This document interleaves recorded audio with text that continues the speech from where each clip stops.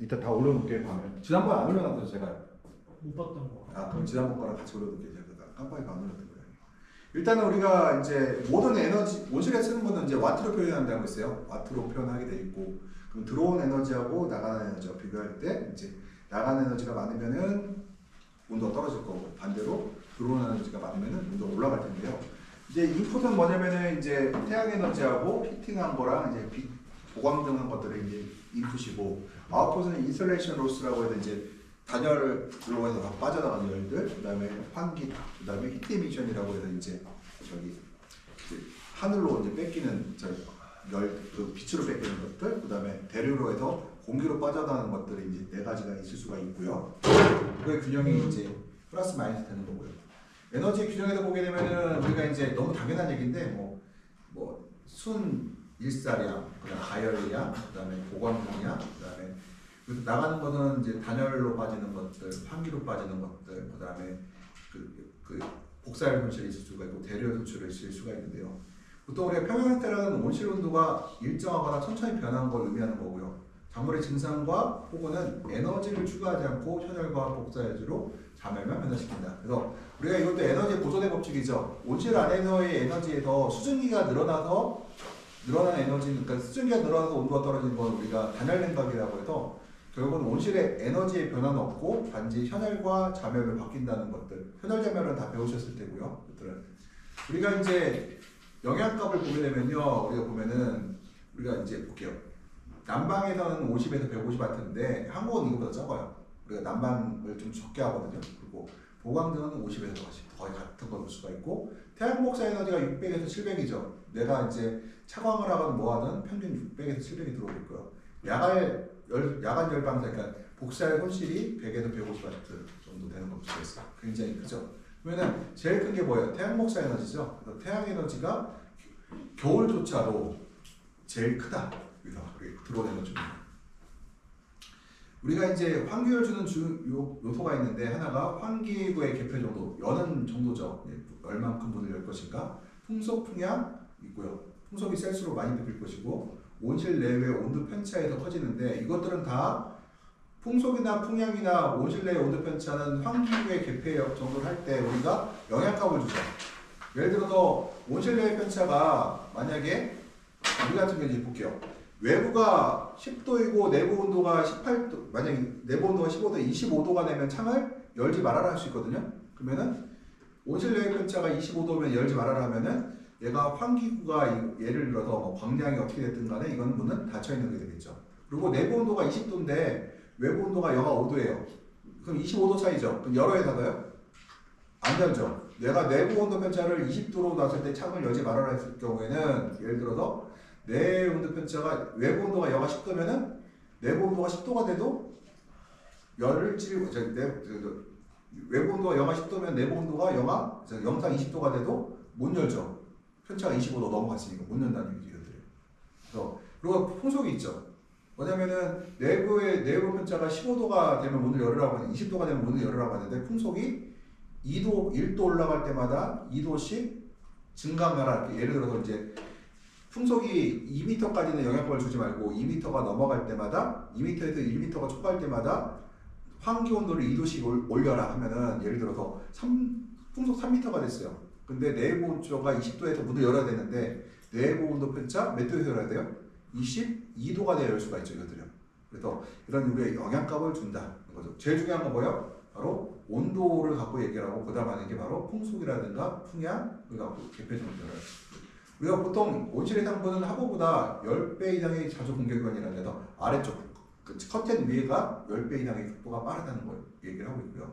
그 다음에 유효 환기율 계산 공식에서 보게 되면은 엔탈피로 얘기하는데 바로 내 외부의 엔탈피 있지 않다. 들어온 에너지가 만약에 700W예요. 나가는 게 그런데 이제 바깥의 공기가 만약에 300W예요. 그럼 400W 차이가 나죠. 그러면은 400W 차이만큼 환기를 만들어야 된다는 얘기가 돼요. 그래서 그래야 균형이 맞아야겠죠. 우리가 얘기를 할 때 유효 환기율 계산 공식의 적용 조건이 다른 유입 에너지가 무유입이 할끔 태양 백사 에너지가 크고 온실의 온도 평균은 일정하다.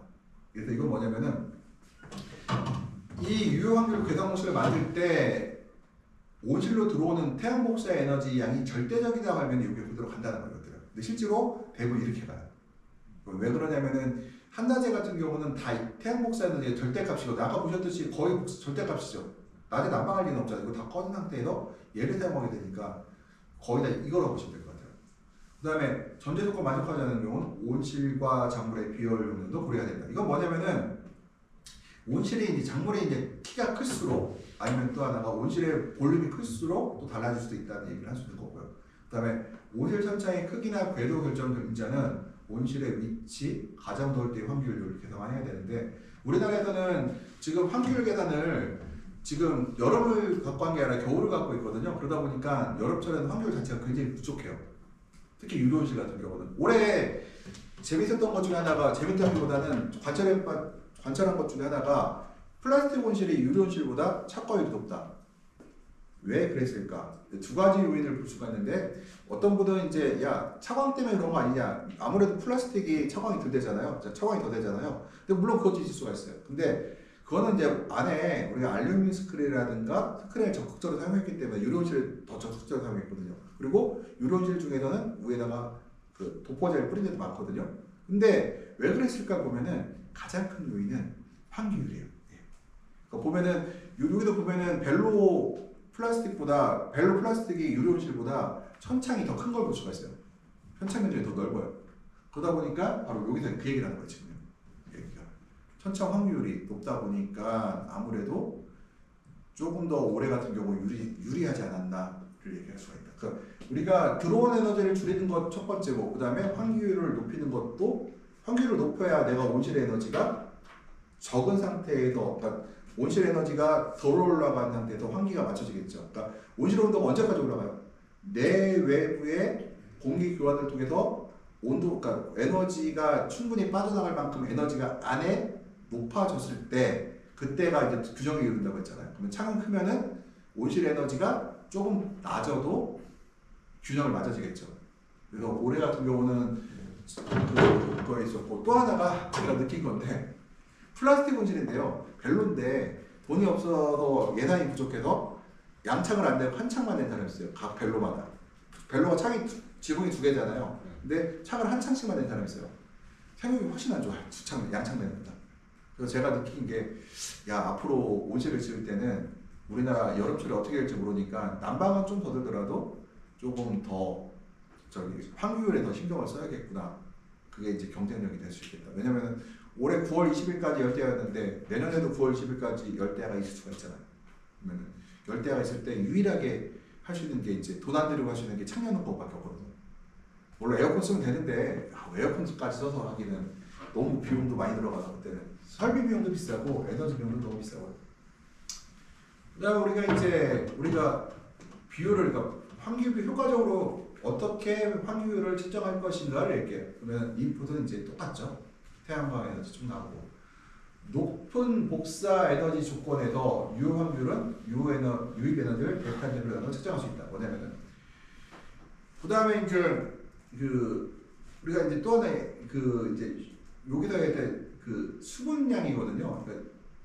그러니까 식물체가 공기중으로 배출하는 그 습을 갖다가 어떻게 제거할 것인가를 얘기하는데, 보면 우리 환기율을 측정할 때 그 증산을 제거하는 것이 굉장히 중요한데요. 환기중 목적 중에 수분 배출을 하는 게 중요하잖아요. 그러면은 우리가 외부와 내부의 델타 절대습도값에다가 우리가 이제 환기율 계산해 줘야 되는데, 아시다시피 델타 절대습도값은 온도가 높을수록 특히 여름철 우리나라 6, 7, 8, 9월 달에는 이게 작아지거든요. 점점. 그래서 환기율이 굉장히 높아야 된다는 건데, 우리나라는 높지가 않기 때문에 우리나라 거의 다 겨울을 하는 온실들이잖아요. 그러다 보니까 겨울에 맞게 창을 만들다 보니 굉장히 이제 환기율이 떨어지는 문제가 생기더라고요.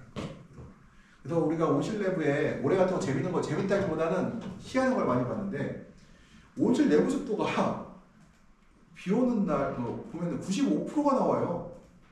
95%가 나올 수가 없죠. 근데 제가 실제 잘못된 줄 알았어. 근데 제가 집에 가보니까 알겠더라고요. 와, 그냥 이 유리에 이 결로가, 그러니까 에어컨 킨 실내가 아니라 주차장 같은 데 보면은 들어간 입구에 막 현관 입구 있잖아요. 근데 보면 막 안에 물이 생긴 거 보니까 야 대단하구나를 올해 같은 경우. 그러니까 온도가 높은 게 아니라 습도도 매우 높은 해였다. 거죠. 그러니까 농사가 될 리가 없죠. 그러니까 농사가 안 되죠. 그래서 그래도 우리가 환기와 에너지 균형과 수분 균형에 미치는 영향은 바로 온도와 습도 면에서 외부 조건에 크게 의존한다. 올해같이 비가 자주 오고 온도가 높았던 해는 제어를 할 수가 없는 거죠. 그래서 환기와 온도와 습도에 따라 제어해야 할 식물생장의 최종 환경을 조성하는데 바로 외부 온도와 습도를 우리가 고려해야 되는지 이것도 생각해야 되는데요. 그래서 제가 이제 여기서 이제 하나 이제 힌트가 들어가면은 올해를 보니 그냥 큰 토마토도 2번 심는 게 낫지 않을까? 예. 이게 지금 왜냐면 작게 작아지면은 사실은 작게 작을수록 이제 문제가 그러니까 영향을 덜 받거든요. 그래서 올해 같은 경우 이게 짧게 키웠잖아요. 상대적으로 좀 쉬워요. 이게. 그러니까 지금 저도 해외 사업을 하는 게보다는 해외 조사 사업을 좀 하다 보니까 열대 지역에서의 공통점들 하나가 장기 재배를 안 한다는 거. 온실이 그 다국적 기업 조사들도 짧게 재배한 쪽으로 가고 오이도 그렇고 토마토도 그렇고 파프리카도 그렇고 짧게 재배해요. 왜 그러냐면은 식물이 이제 광합성이 하고 생장점 올라가는 것도 실제로 에너지 소모거든요. 이걸 줄여주게 되면 에너지 소모가 줄어들어요. 광합성 에너지 소모가. 줄여줌으로써 이걸 줄여주면 뿌리가 더 건강해지고 뿌리가 건강해지면 과일을 충분히 키울 수 있는 여력이 생기니까 짧게 가더라고요. 그래서 지금 올해 같은 경우 보면은 내부의 절대 습도가 커야 되는데 습도차가 안 나버렸을 때 이게 어떤 일이 생길까요? 지금 여기 보면은 그 녹색이 이제 내부 엔탈피고요. 내부 엔탈피고 그다음에 외부 엔탈피가 겨자색이거든요. 요 색깔이거든요. 그러면은 이제 분홍색을 요게 보면은 적정 환기율이에요. 그러면은 지금 보시게 되면요. 지금 한낮에는 적정 환기율이 붙으면은 적정 환기율 얼마까지 가야 돼요? 보면 여기 적정 환기율이 한 12, 3 정도 가야 되는데 이 정도면은 한낮에 이 정도만 돼도 우리가 문을 다 열면 이 정도 돼요. 밤에 가볼게요. 이렇게 밤에 오후 가면은 어떻게 돼요? 내부하고 외부하고 차이가 커짐에 따라서 어떻게 돼요? 여기가 이렇게 더 광기 확률이 작아되죠. 이걸 보여주는 건데 지금 이 시스템은 이제 레츠고로에서 나온 시스템인데 이 보게 되면은 내외부의 편차, 그러니까 습도 편차에 의해서 환기율을 조정하는 걸 볼 수가 있다는 거죠. 그러니까 여기서 보면은 내부의 습도가 높을수록 어때요? 조절이 쉽죠. 근데 외부의 습도가 이게 만약에 어려운 건 만약에 내부 습도 높은데 만약에 얘도 이렇게까지 올라왔다. 올해같이 이렇게 올라왔다. 어떻게 돼요? 편차가 없어지잖아. 이거 최악의 조건이 되는 거죠. 같이 올라가요. 올해는 같이 올라갔어요. 이게. 왜 그러면 보세요. 비가 자주 왔죠.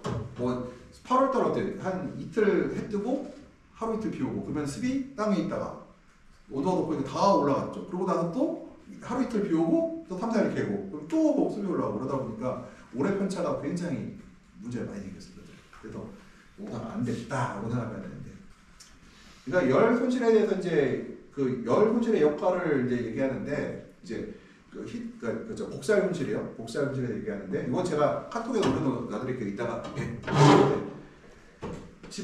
온실 지붕 온도가 외계 온도보다 낮을 수 있다.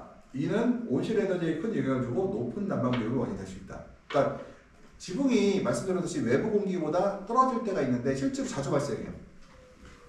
지붕 온도가 오히려 그러니까 지붕 온도가 외부 공기보다 차가워질 수 있다는 얘기가 돼요. 이것들이요. 그러면은 커튼을 안 쳤을 때 어떤 일일까요? 온실에서 에너지가 많이 뺏기게 되겠죠. 그래서 이 복사열 손실을 막기 위해서 우리가 커튼을 반드시 쳐야 된다는 이유가 바로 여기서 시작돼요. 그래서 이 유리도 비닐도 뭐요? 딱딱한 고체잖아요. 고체는 우리가 복사열 손실을 일으키거든요. 공기는 복사열 손실을 일으키지 않아요. 반드시 딱딱한 면이 복사열 손실을 일으킨다는 거고. 열 방출의 손실 이제 2차가 있는데 열 손실, 그러니까 그러니까 복사열 손실에 의해서 작물 생장점에 높은 에너지 손실이 발생한다. 난방 비용도 이거는 실제로 난방에 주는 영향이고 두 번째는 작물 생장점에 높은 에너지 손실은 증산과 증산을 줄여주고 그다음 결로를 일으킨다는 것들이고요. 지금 여기 보면은 이제 네덜란드인데요. 보시게 되면 이 파란색이 보면은 복사열 손실이고요. 노란색이 복사열 유입이에요. 지금 복사열 손실이 주로 밤에, 그러니까 겨울에 만나요? 여름에 만나요? 여름에 많죠? 왜냐면 하늘 온도는 고정돼 있어요. 그러니까 저 대기권에, 그러니까 우리가 말하는 그 대기권에, 그러니까 온실, 우리가 태양 복사열 손실을 일으키는 쪽에 대기 온도는 고정되어 있다. 그래서 그거는 똑같아요. 그러면은 여름에 침몰체 온도가 높죠. 높으니까 당연히 복사열 손실, 편차에 의해서 복사열 손실이 더 커진다는 거죠. 근데 워낙 에너지가 크니 무의미하죠, 여기들은. 그래서 또 우리가 복사열 손실은, 근데 복사열 손실이 꼭 손해만 볼까요? 이익을 볼 때도 있어요. 열대야가 있을 때. 복사열 손실에 의해서 뭐가 발생해요? 식물체 온도가 원래 올라갈 온도보다 낮아지는 효과가 있죠. 그래서 이 복사열 손실은 그래서 보통 한여름을 제외하고는 손실이고, 한여름에는 이익이라고 해요. 식물체 온도가 너무 높아져서 손실을 줄 때는 복사열 손실이 이득을 준다고 해요. 이때는 오히려. 왜냐하면 복사열 손실이 발생해도 열이 계속해서 공급되기 때문에 차라리 식물체가 계속해서 손실을 많이 보는 것이 유리하거든요. 이것들이요. 그 다음에 모든 것은 지금 와트로 되어 있어요. 전부 다요. 그리고 우리가 이제 온실의 수분 균형에 대해서 이제 여기서 온실 내 습도의 수분 균형 얘기를 하는데, 유입된 습도는 증산과 증발, 폭우. 그러니까 증산은 식물체가 만들어내는 증산이라고 하고요. 토양이라든가 배기로서 올라오는 걸 우리가 증발이라고 하죠. 그 다음에 폭우가 있을 수가 있고요. 배출되는 것은 결로와 환기 두 가지가 있어요. 이거는 결로와 환기밖에 없고. 우리가 이제 수분 균형을 얘기할 때 일반적으로 습도 조절은 상대 습도나 수분 부족분을 기준으로 하고 있고요. 절대 습도가 일정하고 공기가 식으면 수분 부족이 감소하고 H를 우리가 그럼으로써 우리가 절대 습도를 수분 균형 한 가지 분석합니다. 예를 들어서 절대 습도가 15g이에요. 쭉 가요. 그러면은 100% 습이 되면 19도가 되는데, 여기서 공기가 차가워졌어요. 그러면 15g인데 공기가 만약에 15g인데 습도가 여기서 갈게요. 이렇게 갔더니 지금 60%예요. 29도일 때는. 근데 이게 온도가 차가워져서 19도, 21도가 되면 100%가 되죠. 수분 부족분도 달라지죠. 그래서 이거는 온도에 따라서 수분 부족분이라든가 절대 습도가 달라지기 때문에, 우리가 상대 습도가 달라지기 때문에 이 절대 습도를 우리가 온실에서 수분 균형을 측정할 때 사용한다, 이렇게 생각할 수가 있어요. 절대 습도는 변하지 않는 값이니까요. 우리가 대기 온도가 29도이고 절대 습도가 10g이다. 그러면은 대기 온도가 29도에서 최대 절대 습도는 25g. 보면은 볼게요. 29도. 29도에서 최대 절대 습도가 얼마? 25g이 되죠. 25g 있어요. 그러면은 여기서 이제 그렇게 되면은 아까 수분 부족분이 10g이 났죠. 여기서 25에 10g이고 10g 차이가 나죠. 여기서 차이가 났는데, 그러면은 봄 대기 온도가 25도로 냉각되면 절대 습도가 20g이 되고, 그래서 20g이 25도가 닦아서 떨어지면 20g이 되고, 그 다음에 수분 부족분 10g으로 감소한다. 대기 온도를 21도씨에서 15도로 냉각하면 수분 부족분 5g으로 변화된다. 그래서 결론은 AH가 kg당 10g으로 변하지 않아도 온도가 낮아지면은 수분 부족분이 감소한다는 얘기를 할 수가 있죠. 그래서 우리가 수분 부족분이, 우리가 볼게요. 여름에 6월 달에 수분 부족분이 얼마나 나와요? 온실에서 15g에 동안 20g 나온 거예요. 근데 절대 습도 변했나요? 안 변했나요? 변하지 않고 오히려 늘었어요. 절대 습도 늘었는데도 불구하고 HD 값은 증가했죠. 그래서 우리가 HD 값을 갖고 평가하기가 상당히 어렵다는 거예요. 이것들은. 그래서 HD 값은 우리가 참고상으로 보지 평가하지 않아요. 이걸 평가하지 않아요. 그리고 이제 H가 10g이 변해도 뭐 온도에 따라서 상대 습도 뭐 이런 변한다는 걸 보여주는 데이터 그래프고요. 그래서 우리가 이제 환경제약 컴퓨터에 뭐가 있느냐? 환경제약 컴퓨터를 왜 쓰느냐 하면 결로와 일액 생기지 말라고 하잖아요. 그럼 결로와 일액 생기는 거 뭘로 보느냐? 바로 이걸로 보죠. 이걸로 보죠. 결로와 일액을 확인할 때는 바로 요 습공기선을 갖고 우리가 평가를 하죠. 이거 사이코노메트리 차트는 전부 다 앱에 갖고 계시죠? 네, 저 원래 학생들한테는 이거 갖고서 이제 수업을 해야 되는데, 저희가 이제 계산하기 어렵고 그래서 이제 앱을 깔으라고 해서 전부 다 앱 깔고 시험 문제도 앱에다 집어넣고 이제 풀으라고 했거든요. 우리가 이제 수분 균형에서 습도 조절의 기준은 이제 말씀드렸듯이 절대 습도로 하는 것이 제일 좋다고 얘기를 하고 있고요. 야간에 높은 상대 습도를 피하는 방법은 저녁에 천천히 온도를 낮추는 것으로 시작된다. 왜 이거 온도를 천천히 낮추는 게 상대 습도를 낮추는 게 좋을까요? 절대 습도가 높은데 온도를 갑자기 낮추면 어떻게 해요? 상대 습도가 확 올라갈 거 아니에요. 그러면은 내가 절대 습도를 서서히 낮춰요. 온도를 천천히 낮춰요. 그럼 어떻게 돼요? 상대 습도가 서서히 올라가겠죠.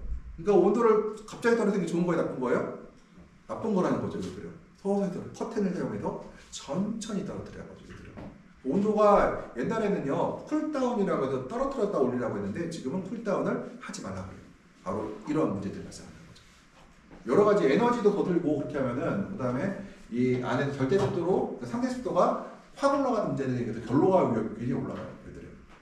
그 다음에 우리가 온실의 균형은 절대 습도 모니터라고 하는데 AH가 하자면 수분 배출이 바깥으로 빠져나가는 결로로 생기는 것들이 사라지는 거예요. 그러니까 공기에서 사라지는 거예요.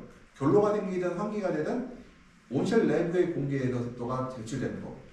그 다음에 H가 증가하면은 공기로 들어가는 수분의 함량이 증가하는 거라고 볼 수가 있겠죠. 그래서 H가 일정하면은 수분 상태 규정이고 수분 규정은 낮은 습도, 높은 HD에서 평균을 이룬다고 되어 있는데 이거는 이제 상황에 따라 좀 다르다는 거. 그럼 우리가 성목 토마토나 이제 오이는 좀 더 먹고요. 파프리카는 덜 먹는데 보통 토마토 비율로 약 제곱미터당 25g 정도를 증발한다고 해요. 예, 그다음에 증산을 한다고 그러고 맑은 날은 한 500에서 700g 정도 증산한다고 하는데 우리나라는 더 증산해요. 여름에는 광이 너무 세기 때문에. 그리고 수분 균형은 이제 유입되는 거와 배출되는 걸 균형인데 우리가 유입을 줄여야 되겠죠. 뭘 줄여요? 바로 이 증발을 줄여요. 저희가. 야간 온실의 수분 균형을 유지하는 것은 수분 유입을 방지하기 위해서 난방관의 가열은 증반을 발생시키고 팬을 이용한 공기 유도로 힘을 주배했다 공기를 제거하는 거예요. 그래서 난방관을 가열해서 증발을 만들어서 제거하는 거는 추가적인 증산을 만들었기 때문에 오히려 어떻게 보면 음에 낮은 효과로 인해서 온실의 습을 더 올려주는 문제를 일으킬 수 있다. 그러니까 에너지가 많이 사용된다고 얘기를 해요. 그러면 공기 유동을 이용하는 거 한번 볼게요. 지금 여기 지붕 여기 스크린이 있어요. 지붕이 있고 공기가 어디로 갈수록 건조해져요? 위로 갈수록 건조해지겠죠. 왜냐면은 위에 델타 절대습도값에 비해서 습이 위로 빠져나가니까 위쪽 공기가 건조하게 돼 있어요. 무조건. 그러면은 위에 공기를 아래로 위쪽에 있는 공기를 아래로 미는데 이 수직 패널이라는 건 밑으로 공기를 넣는 게 아니라 옆으로 퍼뜨려요. 이렇게 해서 아래쪽으로 각도를 줘서. 그러면은 옆으로 퍼지면서 아래로 들어가면은 압력에서 이게 저압이 되죠. 그러면은 이 안에 있는 습이 습하고 따뜻한 공기 위로 올라가고 다시 위에 섞여서 건조하고 차가운 공기가 된다 다시 퍼진다는 거죠. 그러면은 이 수직 패널이 오게 되면은 온실 안에 에너지 총량은 어때요? 변함이 있나요? 변함이 없죠. 그리고 어떤 시골이 추가 증산은 만들지 않는다는 거죠. 그 증산량 대신에 우리가 공기순환을 통해서 잎에서의 증산은 더더 유도할 수가 있다는 거죠. 수분 유입을 해서 이제 야간 온실의 수분 균형 유지 방법 중에서 보게 되면은 특히 밤에 이제 수분 균형을 유지하는 게 굉장히 이제 에너지를 절약하면서도 그러니까 우리가 뭐냐면은 에너지를 안 쓰는 게 중요하잖아요. 에너지 적게 쓰는 게 중요한데 바로 이제 수분 유입을 줄이게 해서 하는 것 중에 하나가 너무 당연한 우리 다 하고 있어요. 급액을 어떻게 해요? 일찍 끊죠. 지금 이 시점이 같은 경우는 저 같은 경우는 올해 11월 1일이잖아요. 지금 11월 2일이잖아요. 이 시점이면은 보통 우리가 1시에서 1시 반 사이에 물을 끊으라고 해요. 일찍 1시 반 정도 끊으라고. 오늘 같은 날은 말 좋으니까 1시 반 또 1시에서 1시 반 정도 끊고요. 지금 1시 반이고 11월 중순 가면 1시에 끊어야 돼요. 이제 네, 그거 끊어야 돼요. 그래서 급액을 일찍 마감하고 그 다음 야간 급액을 하지 않고 우리는 당연히 우리나라에서 야간 급액을 거의 안 하죠. 그 다음에 배지를 비닐로 덮어 증발을 받고 그래서 저는 조금 이제 배지가 옛날에 누드 배지가 있었는데 지금 전체가 다 비닐로 덮여 있죠. 그래서 야간 증산을 막고 있는 방법이고요. 적용을 주시죠. 잎을 적게 가져가라. 잎을 적게 가져가면 증산량이 줄어들고 난방비가 줄어요. 잎이 많을수록 난방비가 더 들어가요. 잎을 개수를 줄인다는 얘기는 난방비를 줄인다는 효과가 있다. 그 다음에 야간 온실의 수분 균형을 유지 방법 중에서 수분 배출을 하는 방법은 뭐예요? 결로에는 방법이 있어야 되고 환기에는 방법이 있어야 되는데 지금은 결로가 안 생기니까 환기의 방법을 쓰고 있고요. 커튼을 쓰면은 어떻다고 했어요? 결로가 더 빨리 더 많이 생긴다고 했죠. 그러면 우리가 습도 조절 그래서 쉽다고 하고요. 그러니까 표면이 차가울수록 결로가 많이 생기니까 커튼을 적극적으로 사용할수록 지붕의 온도가 더 낮아지고 그러면 결로가 더 많이 생깁니다. 지금 이제 그 습도 조절에 대한 균형을 보게 되면은 이제 들어오는 거와 나가는 것들, 들어오는 거는 이제 증산이라든가 그다음에 포깅한 것들, 나가는 것은 결로와 환기고요. 그래서 균형을 맞추는 방법이 되는 얘기고, 그다음에 우리 절대 습도를 분석하자. 그러니까 절대 습도의 트렌드를 이렇게 분석을 해서 우리가 온실을 습도 조절을 절대 습도로 해야 된다는 걸 얘기하는 거고, 그다음에 우리가 내외부의 이제 그 안쪽, 그러니까 스크린 아래쪽과 스크린 위와 바깥의 습도를 조절, 습을 절대 습도를 봐갖고 우리가 이 차이를 갖고 온실 통제하자는 건데, 그래서 요즘에는 여유가 있으면요 커튼 위에다가 저기 온습도계를 설치하는 걸 권장을 해요. 그러면 우리가 커튼 여는 습도도 조절할 수가 있고요. 그 다음에 환기가 지금 절대로 지금 온실 내에서 내가 이제 제어가 되는지도 확인할 수가 있다. 아까 보시게 되면 지붕 아래와 커튼 아래에 절대습도를 계산해서 내가 지금 현재 통제가 가능한 절대습도인지를 확인할 수 있었잖아요. 그 다음에 우리가 벤틸레이션, 그러니까 외부와 내부의 이제 그 절대습도 차이에 의해서 공기를 교환하는 그 습도를 조절하는 방법이 있고요. 그 다음에 결로에는 방법이 있다. 우리가 좋은 방법은 불필요한 이제 습을 주구하는 방법이고요. 될 수 있으면은 이제 그 지금 요 같은 구조물에 있는 결로를 볼게요. 여기 보면은 지금 파이프에 결로가 생겼죠. 여기 하나 볼게요. 지금 결로를 만드는데 특정 부분에 결로가 많이 생기는 게 좋을까요? 전체 표면에 골고루 생기는 게 좋을까요? 전체 표면에 생기는 게 좋죠. 그러니까 우리 돈이 들어가죠. 지금 골재가 알루미늄 쇠가 온도가 빨리 떨어지잖아요. 그러니까 실제로는 그러다 보니까 좋은 온실들은 코팅이 돼 있어요. 단열 코팅이 돼 있죠. 그래서 단열된 코팅을 사용하게 되면은 파이프나 이런 구조물에 생기는 결로가 비닐 플라스틱과 유리에 생기는 거와 물론 먼저 생기긴 하겠지만 그래도 조금 덜 생기게 할 수 있다는 거죠. 조금 넓게 퍼질 수 있게. 그래서 이 결로라는 거는 바로 우리가 이 유리나 이런 버터에 생기는 결로는 우리가 습기를 제거하는 방법이라는 거죠. 그래서 굉장히 좋은 방법이라는 거. 우리가 에너지와 수분 균형 사이의 상호작용을 위한 요인을 보게 되면요, 우리가 물의 증발은 에너지 유입이 많을수록 증상이 많아진다 했죠. 그래서 우리가 옛날에 과거의 전통적인 방법으로 그런 그로잉 파이프라든가 사용했을 때 우리가 습을 제거를 했었는데, 이 방법은 바로 습을 더 증산을 더 많이 유발시켜서 오히려 습도를 문제를 일으키고, 습도가 높아지니까 우리가 더 더해서 난방을 더 해야 되고 하는 문제들을 일으켰다. 그다음 환기와 복합된 효과이고, 환기가 반드시 환기와 같이 물려 있고요. 스크린 결합된 효과. 스크린 사용하게 되면 위에 더 결로 구역을 더 차갑게 만들어서 습도 조절을 유의할 수 있다는 거고요.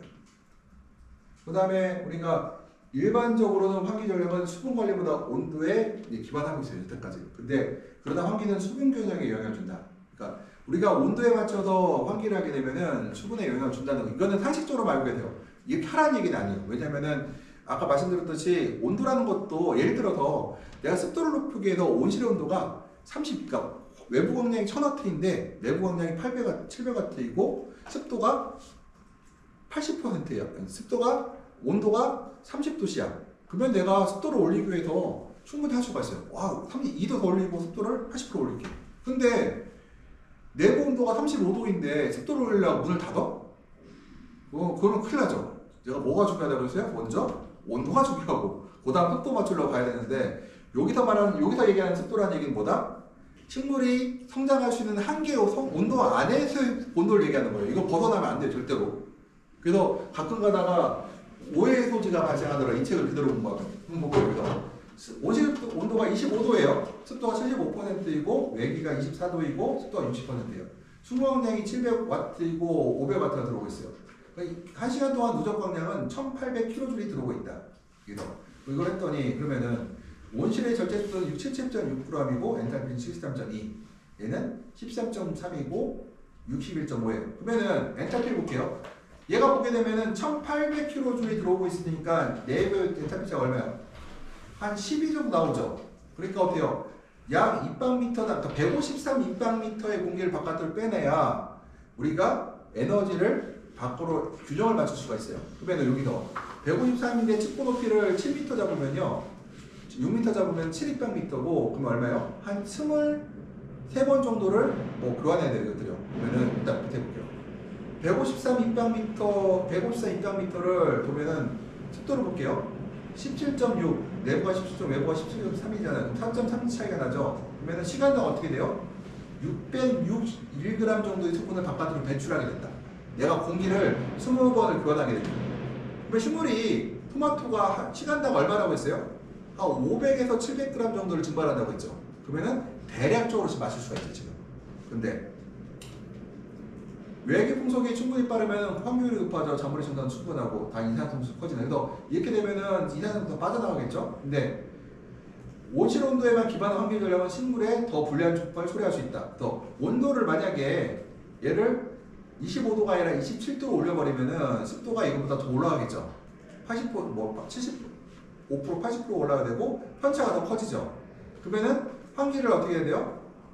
더 적게 해도 충분히 수분 배출이 된다는 얘기가 들어요.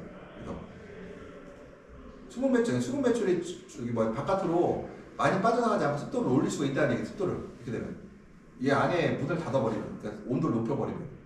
근데 이걸 만약에 이제 25도에 27도 올라가는 건 오케이인데 33도에 35도를 올리는 거는 바보 같은 짓이죠. 이거 절대로 하면 안 되는 짓이더라고요.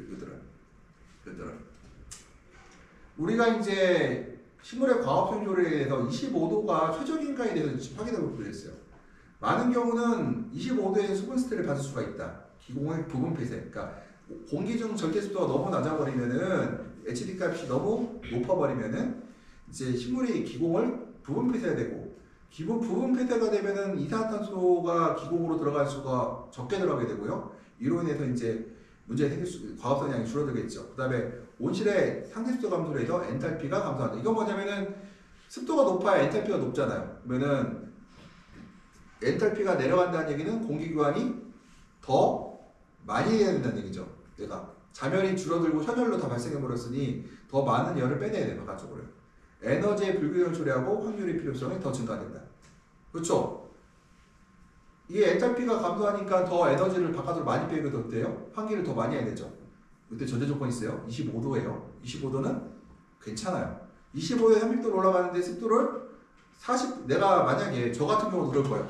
광량이 700W 이상이고 내부 온도가 25도이면은 습도가 지금 50%예요.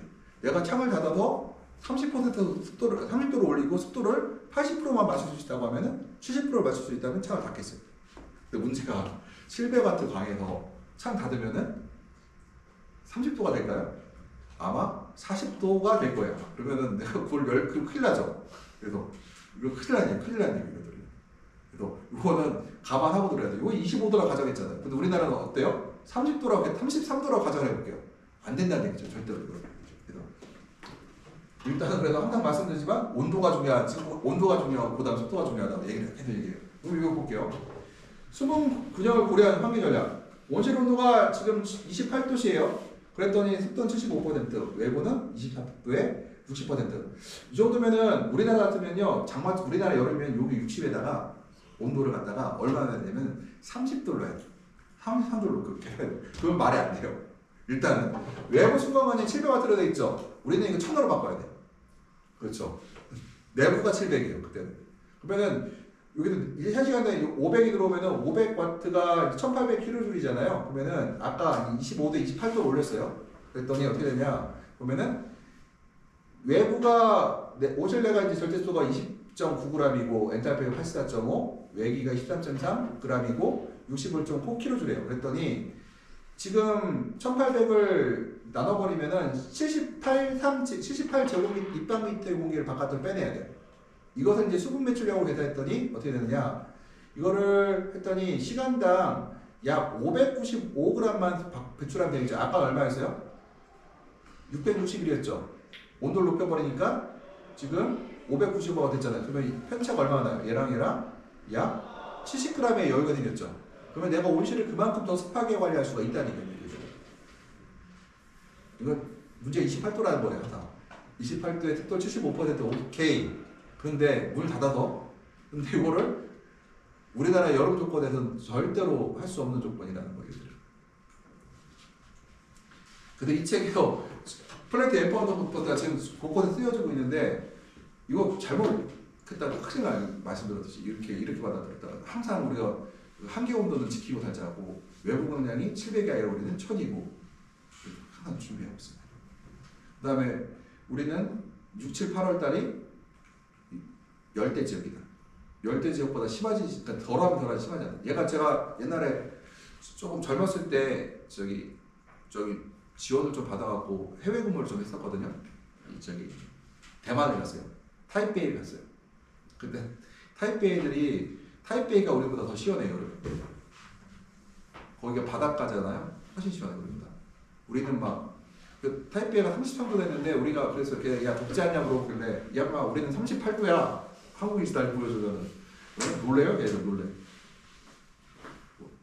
그리고 우리가 에너지와 수분 균형을 이제 고려해서 광합성 효율 최적화 결이 무엇인가?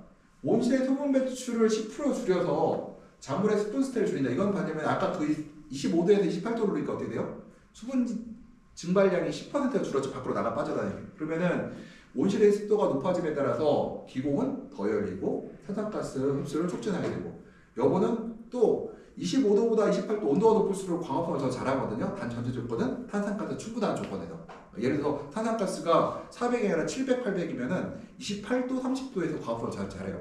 그러니까 창을 닫았으니까 어때요? 탄산가스를 700, 800 공급할 수가 있어요.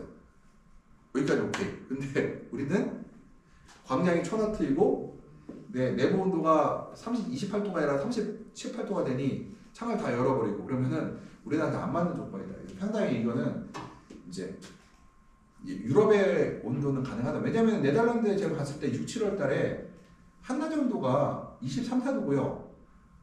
구름 끼잖아요? 18도예요. 그러니까 저기 잠바 입고 다녀야 돼요. 여름에도. 낮에는. 그 비가 온다 아니면은 구름이 꼈다 잠바 입고 가야 돼요. 그렇게 선선하니까 가능한 얘기고 우리나라는 불가능한 얘기가 될 수가 있어요. 그래서 맑은 날 환기량을 줄여주면은 광합성과 활력 환경에 긍정적 효과를 얻을 수 있다. 그래서 맑은 날 환기량을 줄여주면. 근데 여기서 말하는 맑은 날이라는 거는 1000W가 아니죠. 예, 1000W가 아니고. 항상 이 맑은 날에 뭐 주의하셔야 돼요. 우리나라의 6, 7, 8, 9월 날씨는 아니라는 것들. 그러면 이제 우리가 스크린의 종류를 좀 볼게요. 일단 차광 스크린이 있어요. 차광은 광을 차단시킨 스크린이죠. 근데 이게 하나만 쓰는 게 아니에요. 차광 스크린은 에너지 스크린이기도 해요. 난방비를 절약해주는, 겨울에는 난방비를 절약해주죠. 치게 되면. 그래서 차광 스크린은 광광으로부터 작물을 보호하죠. 그래서 우리가 뭐예요? 알루미늄 스크린을 쳐서 광량을 줄여줘서 작물이 고온을 그러니까 작물의 이파리에 에너지가 많이 들어오지 않도록 줄여주죠. 이들이요. 근데 에너지 스크린 뭐예요? 반대로 온실 안에서 바깥으로 나가는 에너지를 줄여주는 역할을 하는 게 우리가 이제 에너지 스크린이겠죠. 이거들이요. 그래서 이거는 에너지 절약용이고요. 그러면 차광 스크린과 에너지 스크린 다른 스크린이에요? 똑같죠. 용도를 겨울에는 에너지 스크린, 여름에는 차광 스크린 사용했죠. 암막 스크린은 뭐예요? 빛을 통과하지 않는 깜깜하게 만든 스크린이죠. 이거는 화훼 농장들이라든가 최근에 대마 농장에서 이거를 대마가 이제 일장 조절을 통해서 꽃을 만들어내거든요. 대마가 생각보다 대마에 쓰는 꽃이 바로 꽃받침을 사용해요. 그 약으로 쓰는 것들이. 그래서 꽃을 많이 만들어야 되다 보니까 일장 조절용으로 우리가 암막을 씁니다. 그래서 꽃하고 관련있죠. 대마도 꽃을 많이 만들 때 암막을 사용하고, 국화라든가 이런 것들도 암막을 사용해서 일장 조절을 통해서 우리가 출하식을 조절하고 있잖아요. 이것들이요. 근데 암막 스크린은 저는 이제 암막 스크린이 화해만 있는 줄 알았더니 우리 농장에 가보면 암막 스크린이 되게 많아요. 토마토 오이 키우는 분들 많아요. 특히 딸기 하는 분도 더 많고. 다 암막 스크린. 뭐예요? 바로 보온닭엽이에요. 보온닭엽은 광이 측정해보면 50W가 안 나와야 돼. 안에 측정해보면 50W가 안 나온다는 얘기는 광합성을 안 한다는 얘기거든요. 그럼 광합성 안 하는, 그러니까 눈에 보이는, 들어가면 사물은 보이지만 광합성을 안 하고 있어요. 이거는 뭐예요? 식물의 입장에서는 암막이죠. 광합성은 제로인 상태니까 이것들. 그래서 보온닭엽은 이제 우리 암막 스크린을 우리가 구별할 수가 있을 것 같아요. 그래서 암막 스크린은 우리가 야간 연장에 빛 방출을 할 수도 있지만 또 하나가 효과가 뭐가 있어요? 닫아놓으면 보온 효과도 있죠. 그래서 암막 스크린은 암막에만 사용되는 게 아니라 바로 보온에도 효과가 있다 볼 수가 있어요. 이것들은. 그러면 산란 스크린 있죠. 산란 스크린은 우리 쓰는 직조 스크린들이 다 산란 스크린인데, 그럼 얘는 산란 스크린은 뭐냐? 차광도 하고 에너지도 하죠. 왜냐면 이 산광 스크린도 15% 정도 뭐예요? 광을 줄여주잖아요. 그래서 그래서 우리가 겨울철, 여름철에 오전에 뭐해요? 8시, 9시 때는 상광 스크린 치고요. 그 다음에 10시 넘어가면 어때요? 알루미늄 스크린 쳐버리죠. 그래도 오전에 광도 세니까 그래도 비교적 덜 세니까 그때는 상광 스크린 쓰다가 그때 뭐예요? 차광용으로 쓴 거죠. 그러다가 시간 지나면서 이제 겨울에는 이제 상광용으로 쓰기는 하지만 또 뭐예요? 이걸로 쓰는 게 바로 상광 스크린을 갖고 환기용으로 써요. 우리 또 환기 조절용으로 쓰게 돼요. 그래서 이 스크린은 뭐 종류가 여러 개 있다고 하지만 실제로는 다양한 용도로 사용한다. 그래서 차광 스크린도 어때요? 1년 내내 쓰죠. 그리고 에너지 스크린도 1년 내내 써요. 그리고 상광 스크린은 바로 에너지 스크린이자 차광도 된다고 했어요. 그래서 1년 내내 쓴다 이거예요. 안마 스크린 언제만 쓴다? 토마토 하시는 분이나 파프리카 하는 사람들은 겨울에만 쓰고, 만약에 보온용이라고 하면, 화해 하시는 분들은 이제 보온도 쓰지만 이제 그 조절용으로 쓰게 되죠. 그래서 화해 쓴다고 하면 제가 오케이인데 과체를 쓴다고 하면 제가 이제 좀 의심스럽죠. 왜 의심스러울까요? 다른 스크린은 1년 내내 쓰는데 이 보온 낙엽은 겨울에만 쓰잖아요.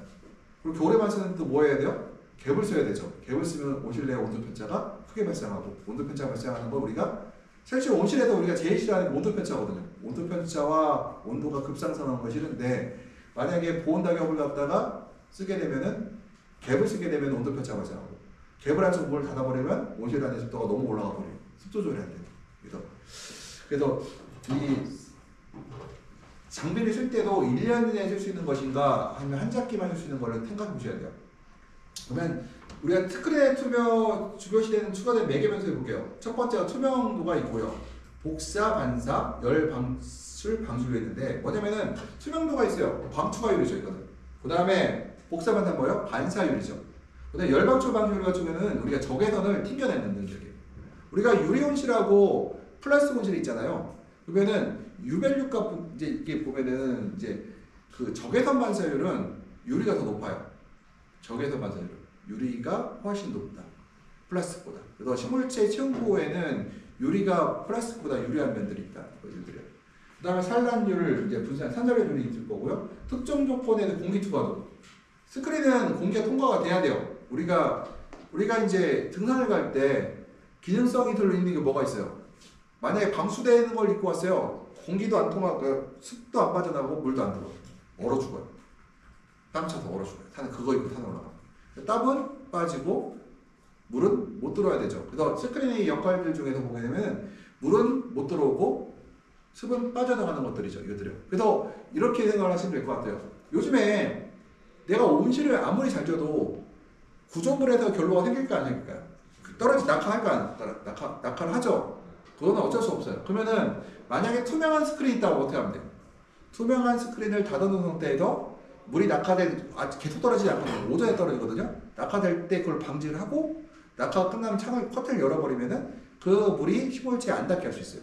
근데 보온 낙엽만 이 사람은 열었는데 그냥 이렇게 쏟아지죠. 그러면서 온실 잘못 지었대. 물론 온실을 잘못 줄 수 있죠. 근데 이거는 100%한 낙엽이 여기 안 나오나요? 100%? 잘 지은 온실이거든요. 안 나와요. 별로 떨어지잖아요. 근데 우리가 이제 감내할 수 있느냐 감내할 수 없느냐의 차가 있고, 그러면은 이제 상광 스크린 있는 사람들은 상광 스크린 제일 마지막으로 열잖아요. 그러니까 어때요? 대충 물이 한번 떨어지고 나서 열어버리니까 낙하가 좀 훨씬 적죠. 그리고 우리가 이제 공기 투과도가 있어야 돼요. 그러니까 풀은 떨어지는데 공기는 빠져나가야 될 거 아니에요. 그래야 이게 움직이게 되거든요. 그래서 보온 이런 것들에 대한 얘기입니다. 그 다음에 이제 이 커튼을 볼게요. 이제 요건 이제 도시적 평가인데 1번 이제 광투과율, 그 다음에 우리가 5번은 뭐예요? 노란색 5번은 이제 상광열 얘기하는 거죠. 그 다음에 3번하고 6번은 이제 우리가 이제 그 투습성에 대해서 이제 얘기하는 거고, 그 다음에 6번은 공기 통과성을 얘기하는 거고요. 그 다음에 4A 같은 경우는 히트미션이라고 해서 그러니까 열손실. 그러니까 얘가 보면은 식물체가 열을 뺏기죠. 이렇게요. 그 다음에 4A는 여기서 커튼에서 또 유리로 가요. 근데 만약에 이 커튼이 없다고 하면 식물체에서 이 굵은 막대기로 한 번에 올라가 버리겠죠. 이것들은. 그러면 손실이 굉장히 큰 텐데 커튼이 열 손실을 어느 정도 막아준다 얘기하는 거고. 그다음 단열. 우리가 그 단열이라는 거는 우리가 저거였죠. 그 전도율이라고 했죠. 또 공기가 요 표면을 덮이고 이 표면에 덮여진 것이 이 반대편 차관별을 통해서 나가는 전도인데 바로 요 전도를 한번 차단시킴으로써 단열성이 높아진다. 그래서 두 장 치면 어때요? 더 좋겠죠. 두 장 치게 되면은 이 공기 중간에 뭐가 있어요? 공기층이 있죠. 공기층이 있으니까 단열성이 더욱 좋아지겠죠.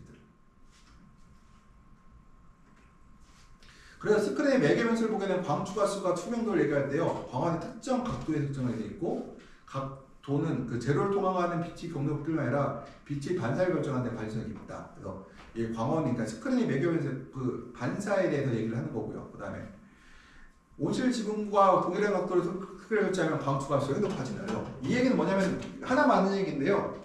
이 스크린을 갖다가 이렇게 지붕이에요. 스크린을 이렇게 설치하면은 광추가성이 좋아진다는 얘기예요. 이렇게요. 근데 안 하죠? 왜 안 해요? 비용이 너무 많이 들어가요.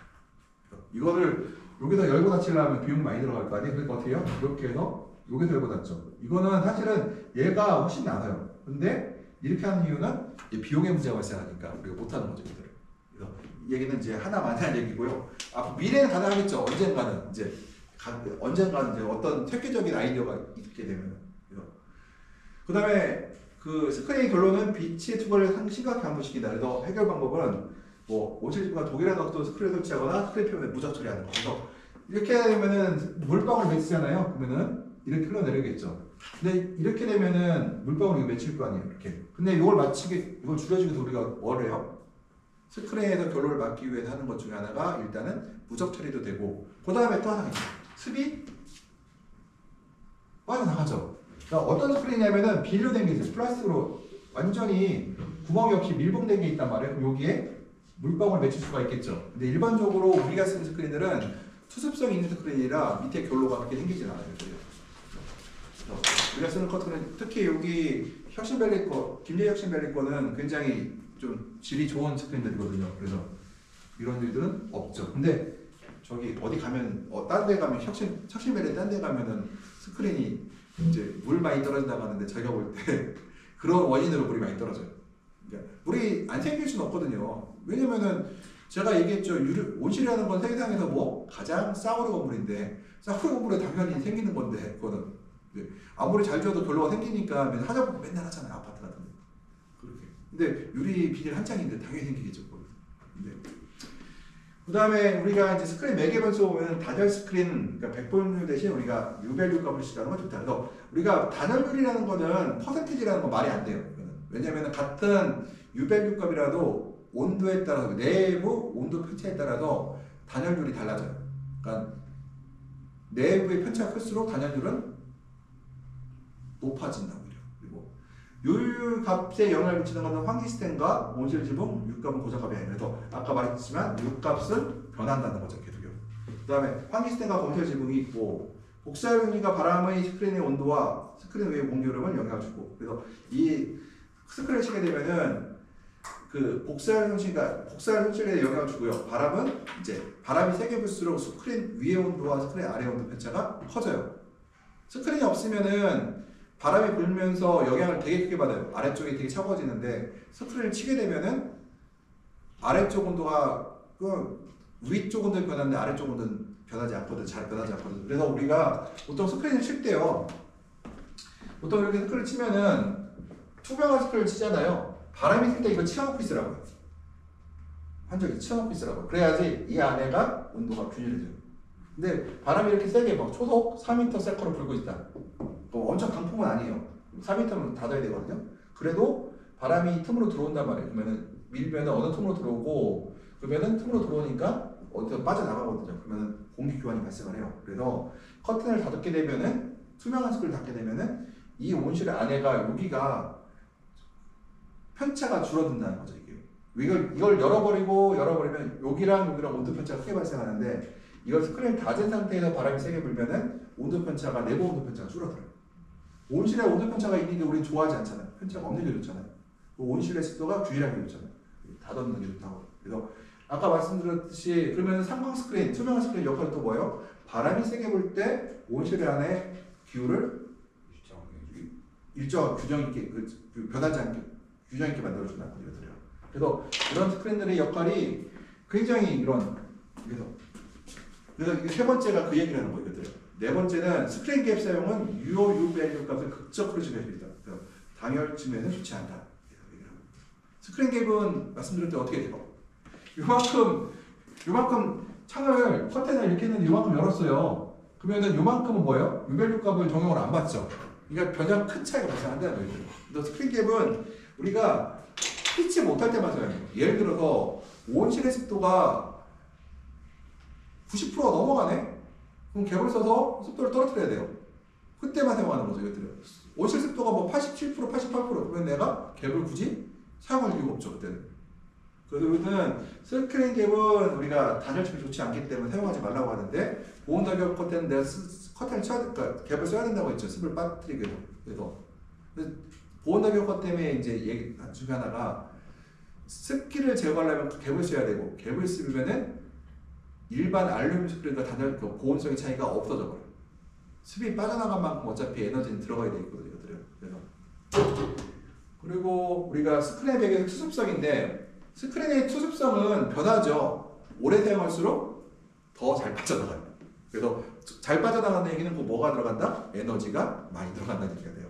그래서 습도량은 이제 그다음에 이제 그 스크린 사용 기간에 따라 변하게 되고요. 습도량 그래서 위아래 습도 차이에서 투과성이 달라진다. 그래서 편차가 클수록 더 많이 빠져나가는 얘기를 하는 거고요. 그 다음에 스크린 또는 스크린 개발 통해 유입되는 공기로 수분 교환이 증가되게 되고요. 들어오는 공기가 높아지면은 스크린 매개의 변수는 단열인 중에서 보게 되면은 단열 스크린은 보온 가격 같은 경우는 뭐 100번 대신 이제 육갑에 잠깐 아까 그건데 아까 제가 중복됐어요. 안 지워서. 그 다음에 반사가 있는데 스크린은 온실청정 해수분을 영받침 투과에 면화시키는데 특히 이제 플라스틱 필름은 물방울 투명도를 높인다고 하는데 이게 뭐냐면은 PE 필름에 얇은 워터 그 필름이 생기면 얇은 물의 막이 생기잖아요. 그러니까 물방울 말고 얇은 막이 생기면은 투과성이 좋아진다고 해요. 그리고 또 하나가 물방울 막이 생기면은 적외선 투과율이 떨어져요. 적외선은 그러니까 흔히 말해서 온실 안에서 바깥으로 나가는 에너지의 손실이 줄어든다. 그 얘기 뭐예요? 에너지를 절약할 수 있다는 얘기죠. 그래서 우리가 무적 필름을 쓰는 이유 중에 하나가 제일 큰 이유 중에 무적을 해, 그러니까 스크린에 물방울을 맺히면 안 되니까 플라스틱 스크린 이런 데 물방울을 맺히지 않아야 되는 이유 중 하나가 투광성에도 영향을 주고 보온성에도 영향을 줄 수가 있다는 소리들이에요. 그다음 무적 처리 안 된 피복제나 수평으로 설치된 플라스틱 스크린 사용할 경우에는 열 방출로 인한 작물 피해가 발생할 수 있으므로 알루미늄 스크린 설치하는 것을 권장한다. 뭐냐면 물방울이 맺히게 되니까 워터필름이 안 생기고 물방울이 맺혀버리면은 복사할 냉각이 워터필름이 생긴 것보다 크다는 얘기예요. 그러니까 아까 말씀드렸듯이 복사할 냉각이라는 거는 적외선이 빠져나가는 거잖아요. 그래서 그 워터필름이 생기게 되면은 워터필름이 바로 적외선을 반사시킨다고 했죠. 그래서 그런 보온성에 대해서 실제로 좋아진다는 얘기예요. 그 다음에 알루미늄 스크린은 작물에 나오는 열 방출을 대부분 반사시킨다. 그래서 알루미늄 스크린 설치한 농장이 보온 낙엽을 설치한 농장에 비해서 공기 온도는 낮지만 식물체의 지온은 더 높다고 얘기할 수 있다. 스크린 사용 배경은 산란부산이죠. 농작물에 따라서 이제 산란 지수가 높은 스크린 작물이 도움이 된다. 그래서 키가 큰 작물들은 굉장히 도움이 된다고 얘기를 하고 있고요. 파광량이 감소한다. 그래서 일단은 산란부산하게 되면은 이제 그 절대 광량은 줄어든다는 거죠. 파의 양은 줄어든다. 파의 뭐죠? 그 비율은 늘어나는데 파의 절대량은 줄어든다는 얘기예요. 그래서 수원 지역에서는 스크린 사장 2장 사용하는 건 필요하다고 되어 있는데 플랜트 엠파워먼트는 네덜란드 사람이 만드시게 되다 보니까 우리나라는 기본적으로 추우니까 다 2장 쓰죠. 2장, 3장을 쓰는데 여기는 이제 2장 쓰는 데가 별로 없다 보니까 추운 지역에서 2장을 써라. 우리는 어차피 2장, 3장은 다 쓰고 있죠. 그래서 이미. 일단 통기성은 이제 이게 뭐 이제 그 바람이 통하는 것을 얘기하는 거고요. 부직포의 통기성은 직조 스크린보다 빠르게 변화합니다. 부직포가 이게 마찰에 의해서 마모도가 더 심해지거든요. 더 빨리 변화되고 있고요. 플라스틱 필름은 천공이 있는 것을 사용하면 통기성을 담보할 수 있다고 하는데 우리나라에는 통기성 저기 사용되지 않고 있어요. 천공 필름이 옛날에는 저기 유럽에는 사용되고 있다고 하더라고요. 근데 지금 사용되지 않고 있고요. 우리나라에서는 공기 교환은 스크린 위아래의 바람이 세기와 온도 차이가 조절한다. 그래서 스크린 위아래 바람이 그러니까 온도 차이에 의존하죠. 온도가 편차가 클수록 교환이 잘 된다는 얘기가 되어 있고요. 그 다음에 구멍을 통한 공기 교환도 이것도 옛날에 포철 온실 얘기를 하던데요. 포철 온실은 구멍이 뚫린 스크린이었대요. 그래서 겨울 되면은 플라스틱 필름 갖다가 붙인 다음에 이렇게 집게로 찝었다고 하더라고요. 통과하지 않도록. 근데 지금 그런 필름 우리나라에 수입되지 않고 있어요. 거의 다 막힌 거 수입되고 있고. 스크린 통기성은 투명 수습도가 필요하고 에너지 절감을 반비례해서 통기성이 크면은 당연히 에너지가 절약되지 않게 많이 사용되겠죠. 스크린 위치 제어를 통해 온실내 기후에 복합적인 영향을 준다. 그래서 스크린은 우리가 100% 닫느냐, 80% 닫느냐, 20%에 따라서 우리가 온실내에 많은 영향을 주죠. 그래서 스크린은 겨울에 쓰는 게 아니라 1년 내내 쓰는 게 스크린이다. 그래서 지금도 쓰고 1년 내내 써야 돼. 시간대별로 다르게 쓰고 사용되고. 온실 디자인과 설계, 특정 작물 재배 방법에 따라 최적 스크린 조합. 그래서 저는 가지 키우느냐, 파프리카 키우느냐, 토마토 키우느냐, 딸기 키우느냐에 따라서 일단은 딸기가 증산량도 작고 토마토나 오이는 증산량도 많고 또 가지나 이런 건 고온성이고 파프리카 또 고온성이고 딸기는 토마토는 상대적으로 좀 아래로 좀 떨어져 있어 불고온성. 그에 따라서 우리가 이제 스크린 종류가 결정돼야 된다는 거죠. 그래서 내가 똑같이 하면 안 된다는 얘기가 돼요. 그러면은 여기까지만 하고요. 그다음에 여기서 이제 CO2부터는 다음 주에 할게요.